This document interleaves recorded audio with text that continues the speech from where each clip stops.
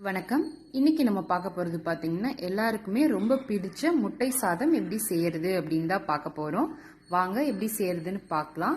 அதுக்கு முன்னாடி நம்ம சேனலை நீங்கள் இன்னும் சப்ஸ்கிரைப் பண்ணலன்னா மறக்காமல் சப்ஸ்கிரைப் பண்ணிட்டு கூடவே இருக்க பெல் ஐக்கானை கிளிக் பண்ணிக்கோங்க. ஃபஸ்ட்டு ஒரு வானில் வச்சுக்கோங்க. அதில் நம்ம தேவையான அளவு நல்லெண்ணெய் ஊற்றிக்கலாம். எண்ணெய் காஞ்சோன்னே கடுகு 1 டீஸ்பூன் சேர்த்திக்கோங்க. சீரகம் ஒரு 1/2 டீஸ்பூன் சேர்த்திக்கோங்க. இது எல்லாமே பொரிஞ்சோன்னே உங்கள் காரத்துக்கு ஏற்றாப்புல ஒரு 5-6 பச்சை மிளகாய் சின்ன சின்னதாக கட் பண்ணி சேர்த்திக்கோங்க. கூட கொஞ்சம் கறிவேப்பிலை,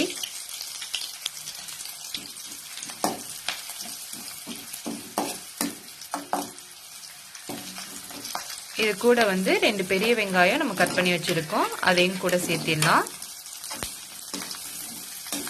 நல்லா வதக்கி விட்டுக்கோங்க. இது மாதிரி ஓரளவுக்கு வெங்காயம் நல்லா வதங்கினோன்னே நம்ம ஒரு 1/2 டீஸ்பூன் அளவுக்கு இஞ்சி பூண்டு பேஸ்ட் போட்டுக்கலாம். ஏன்னா நம்ம டிஃபன் பாக்ஸ்லலாம் கட்டி கொடுக்குற மாதிரி இருந்துச்சு அப்படின்னா ஒரு மாதிரி கவுச்சி அடிக்கிற மாதிரி இருக்கும். அதனால இது மாதிரி செஞ்சோம் அப்படின்னா நல்லா இருக்கும்.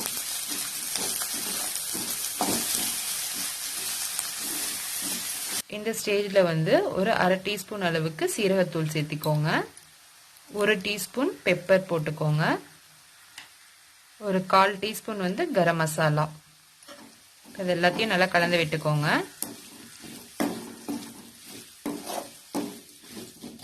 இது கூட நம்ம ஒரு தக்காளி கட் பண்ணி வச்சிருக்கோம், அதையும் கூட சேர்த்தி நல்லா வதக்கி விட்டுறலாம்.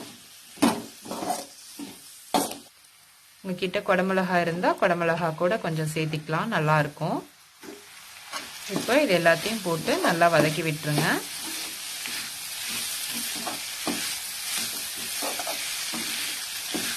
இது கூட கொஞ்சம் கொத்தமல்லி ஆட் பண்ணிக்கோங்க. ஒரு 1/4 டீஸ்பூன் மஞ்சத்தூள் சேர்த்திக்கோங்க. காரத்துக்கு 1 ஸ்பூன் அளவுக்கு தனி மிளகாய் தூள் ஆட் பண்ணிக்கோங்க.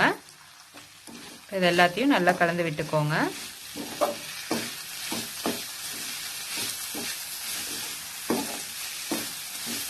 இப்போ இந்த ஸ்டேஜில் நம்ம முட்டையை ஆட் பண்ணிக்கலாம்.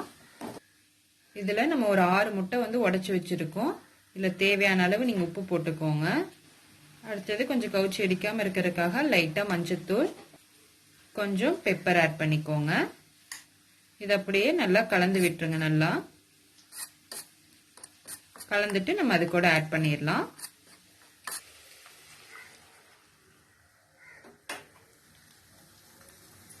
இப்போ இதை அப்படியே மீடியம் ஃப்ளேம்லேயே வச்சு 1 நிமிஷத்துக்கு விடுங்க. அப்போ தான் நம்மளுக்கு முட்டை நல்லா பெருசு பெருசாக வரும். அதுக்கப்புறம் கொஞ்சம் கொஞ்சமாக கலந்து விட்டுக்கோங்க.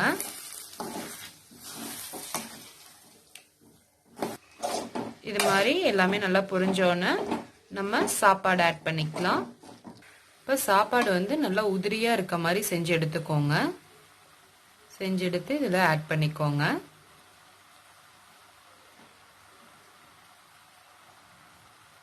சாப்பாடு நல்லா ஆற விட்டுட்டு இது மாதிரி நல்லா கட்டியெல்லாம் இல்லாமல் நல்லா பிரித்து விட்டுட்டு அப்புறமேல் நல்லா பெரட்டி விட்டுக்கோங்க. இப்போ எல்லாத்தையும் நல்லா மிக்ஸ் பண்ணி விடுங்க.